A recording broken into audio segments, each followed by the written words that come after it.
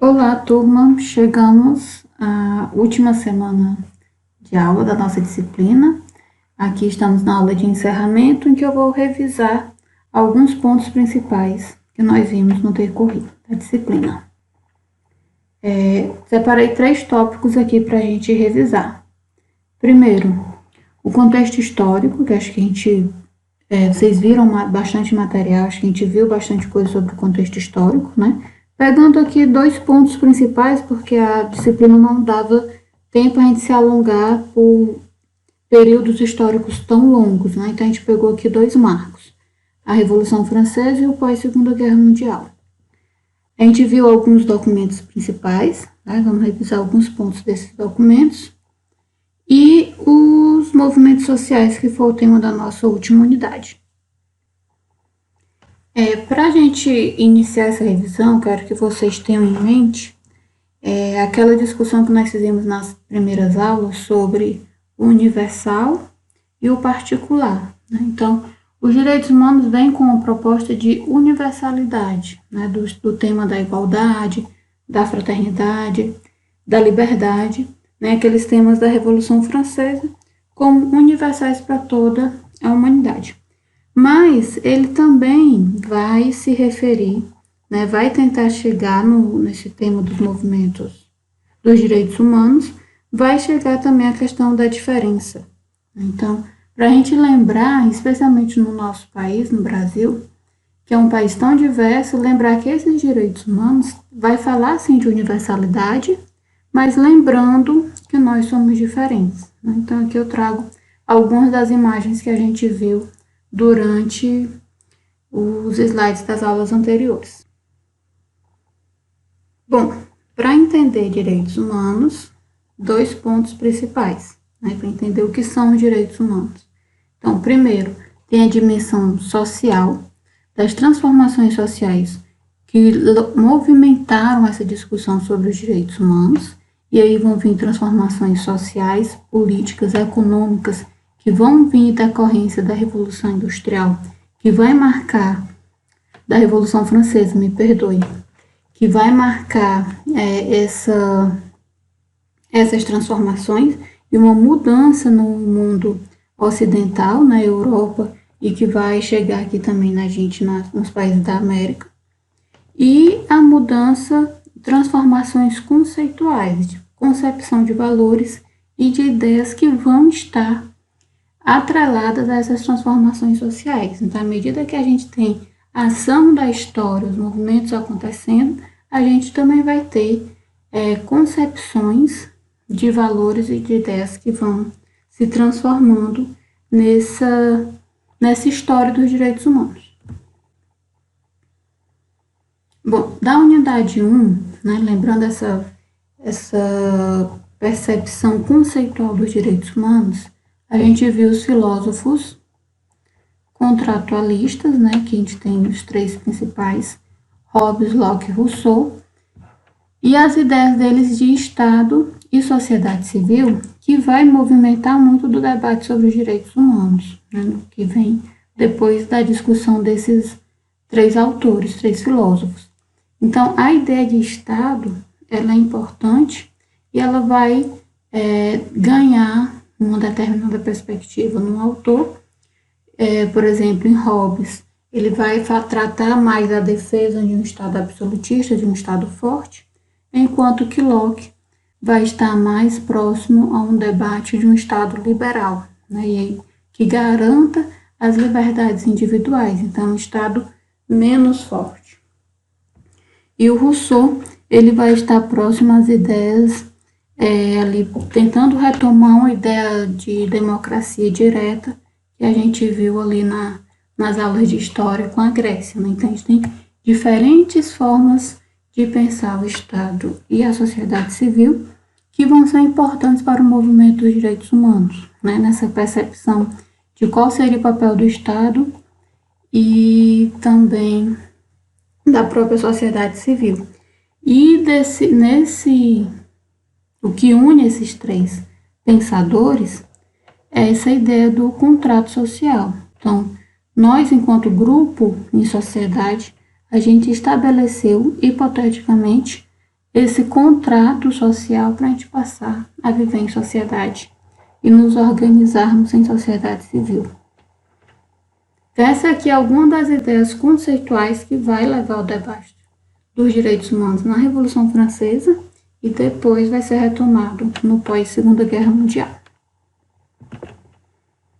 E para fechar, né, essa ideia, aí eu retomo aqui o Giovanni Tosi, que a gente viu ao longo das unidades da disciplina, em que ele lembra que os direitos humanos eles são fruto de uma história social que enfatiza os acontecimentos, lutas, revoluções e movimentos sociais que promoveram os direitos humanos, e uma história conceitual que se debruça sobre as doutrinas filosóficas, éticas, políticas e religiosas que influenciaram ou foram influenciadas por esses acontecimentos históricos.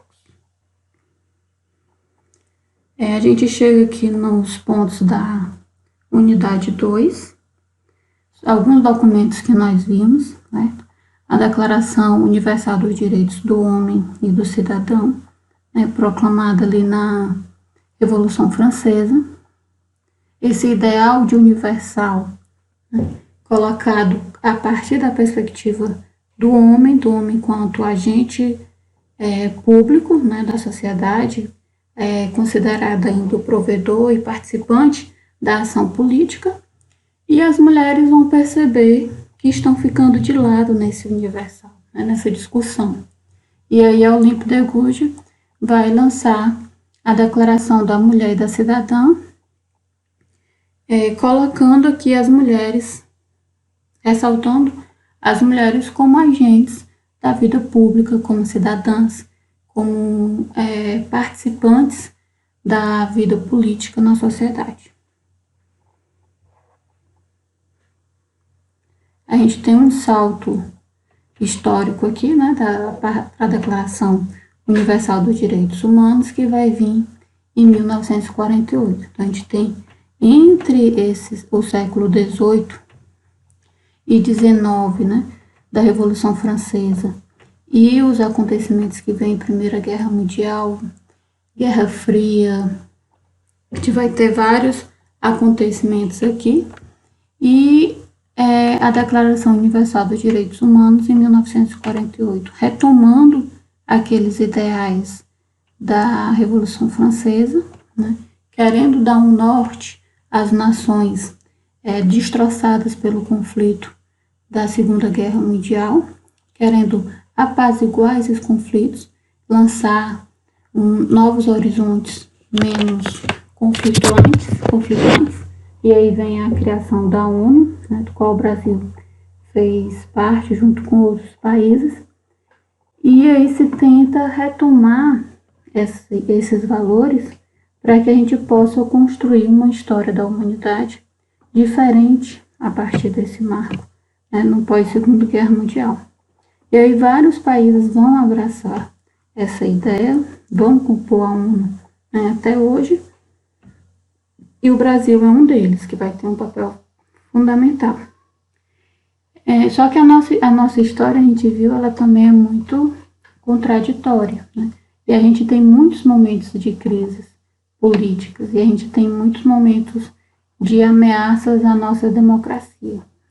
Então, só em 1988 é que a gente vai conseguir promulgar uma Constituição Federal que esteja em acordo com os direitos humanos, inspirada naqueles direitos, e que a gente vai ter um processo ali de redemocratização após um longo período de regime autoritário pelos militares. Então, a partir de 88, no Brasil, a gente começa a reorganizar as nossas leis e começam também a se reorganizar os movimentos sociais, né, os partidos políticos, as agremiações políticas como um todo. E aí começam novos debates acontecendo. E a gente vai ter outros documentos também inspirados na Declaração Universal dos Direitos Humanos, como o Estatuto da Criança, voltando aqui, como o Estatuto da Criança e do Adolescente, em 1990, e a Lei de Diretrizes e Bases da Educação em 96, né? Ambos bastante inspirados naqueles artigos da Declaração Universal dos Direitos Humanos, colocando a não discriminação, o acesso à educação, a proteção da infância e da adolescência e toda o debate também sobre a educação que a LDB traz. O nosso país, Brasil, conseguiu avançar bastante em relação às leis, né, a partir da Constituição Federal de 88 e dos vários documentos legais que a gente tem.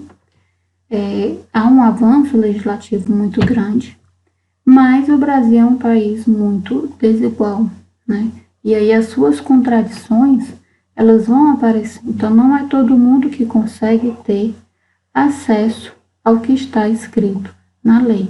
Então a gente ainda tem muitos desafios pela frente em relação a assegurar os direitos que já existem nas leis. Aqui eu trouxe uma charge que ela é bastante conhecida, ela costuma aparecer em muitas provas de sociologia, de história. Então aqui está uma família, né, em situação de pobreza, em situação de rua, e aí o homem está lendo aqui: todo brasileiro tem direito à moradia, e a mulher pede para ler agora aquele pedaço bonito que fala de comida, saúde, etc. Ou seja, na lei ela está muito bonita, né, no papel, na Constituição, na LDB, no ECA, nos vários aparatos legais que a gente tem.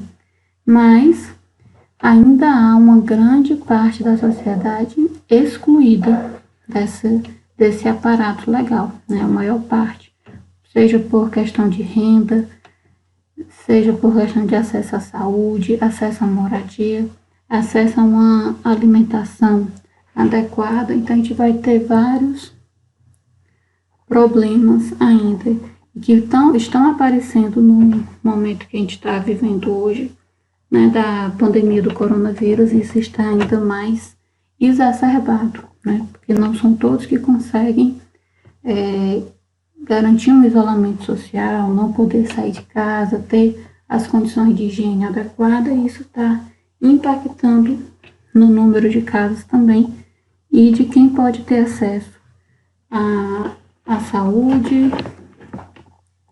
Está se refletindo no nosso país neste momento, essas contradições e desigualdades.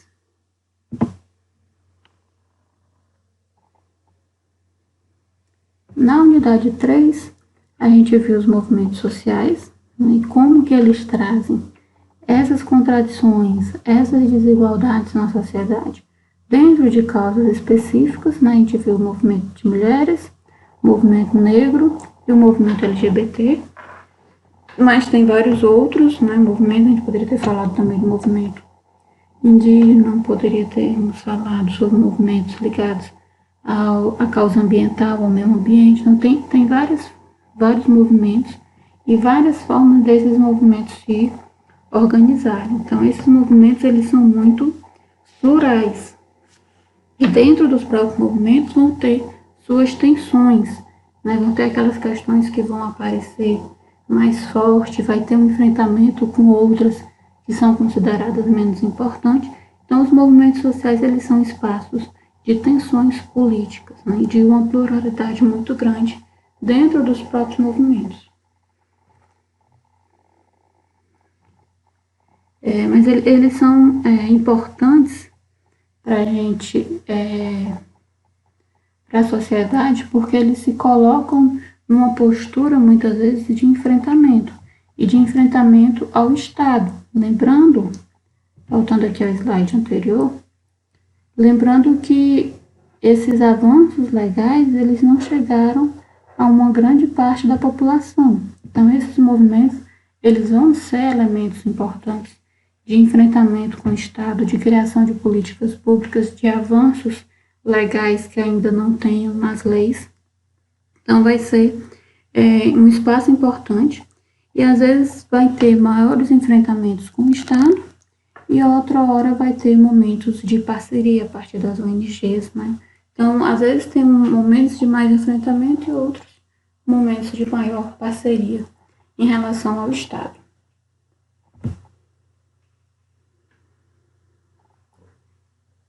Para encerrar aqui essa aula, eu trouxe a reflexão do Norberto Bobbio, que ele vai falar aqui, vamos direto aqui para a citação. Com efeito, o problema que temos diante de nós não é filosófico, mas jurídico, e no sentido mais amplo, político. Não se trata de saber quais e quantos são esses direitos humanos, qual é sua natureza e seu fundamento, se são direitos naturais ou históricos, absolutos ou relativos, mas sim qual é o modo mais seguro para garanti-los, para impedir que, apesar das solenes declarações, eles sejam continuamente violados. Então, acho que a gente já debateu demais, a sociologia, a história, ciência política, já debateu demais o que são direitos humanos, quais são as suas origens, se são universais ou se são mais particulares, mas agora o que importa é impedir que eles sejam ainda violados, apesar de tantas declarações, de tantas leis, de tantos documentos já garanti-los. Então, a gente precisa passar para esse outro ponto, que seria eles serem garantidos de fato, não só na lei. Essas são as referências desta aula.